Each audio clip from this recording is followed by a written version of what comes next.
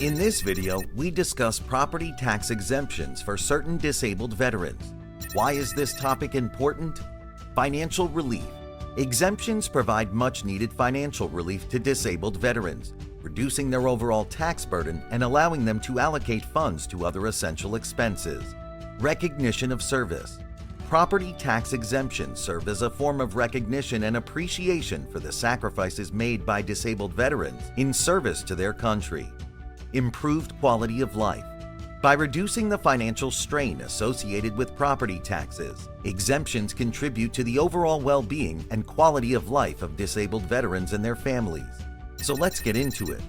The extent of property tax exemptions vary, not just from state to state, but also amongst local governmental jurisdictions such as counties, parishes, cities, districts, boroughs, and such. And amongst those, a variety of different rules govern the tax exemptions available to veterans. Here are some examples. Some states and local governments fully exempt veterans who have a 100% disability rating from paying any property taxes at all. Texas is one such state. However, in some regions such as South Dakota, state laws, which naturally apply uniformly across local jurisdictions, differentiate between paraplegic veterans and those with a 100% permanent and total rating. Paraplegic veterans receive a complete tax exemption. Those with a 100% permanent and total rating receive a waiver of property taxes on the initial $150,000 of their home's assessed value at the time of this recording. In other regions, veterans with disability ratings of less than 100% can enjoy some breaks on property taxes, although not a full elimination of them.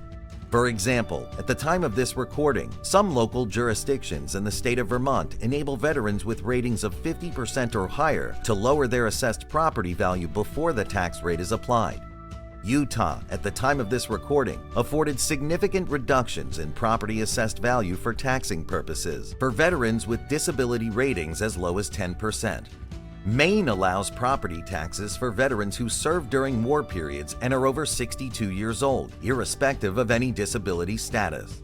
And as the last example of how laws vary in the way property tax exemptions are treated, let's take a look at West Virginia. At the time of this recording, and beginning as recently as 2024, veterans with at least a 90% disability rating can take a credit on their income taxes that matches what they paid in property taxes. So as you can see, there are several variables or moving parts that dictate the extent of property tax exemptions and subsidies a disabled veteran can enjoy.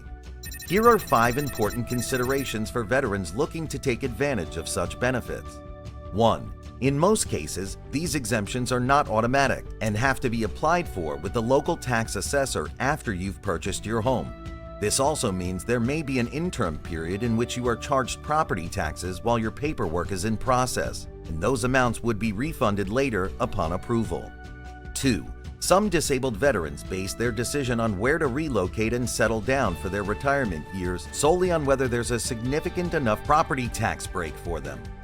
You should be aware that in some such places, state taxes for other things may be significantly higher than in other areas of the United States, so it's wise to compare and consider.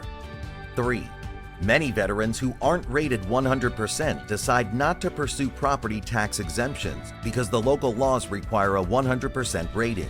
Nevertheless, it's crucial for you to understand that with proper medical assistance and professional guidance in navigating the VA system, there's a possibility of elevating your rating to 100%, provided your condition genuinely justifies such a rating.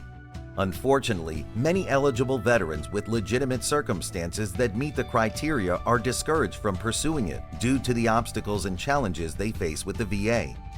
4. In many states, such as Illinois for example, an unremarried surviving spouse of a veteran who was disabled and is now deceased can continue to receive the property tax exemption on his or her spouse's primary residence, or transfer this exemption to another primary residence after the original primary residence of a veteran with a disability is sold, provided this exemption had previously been granted to the veteran with a disability. In closing, you should know that at the time of this recording, there are various bills being put together at both the congressional level and different states to provide more advantageous tax exemptions for disabled veterans. For example, in Maryland, a bill was passed that allowed veterans to apply for the property tax exemption right after they went under contract to a home and before they were officially the new homeowner. Be sure to check with the local jurisdiction where you plan on purchasing your home for the latest and updated rules.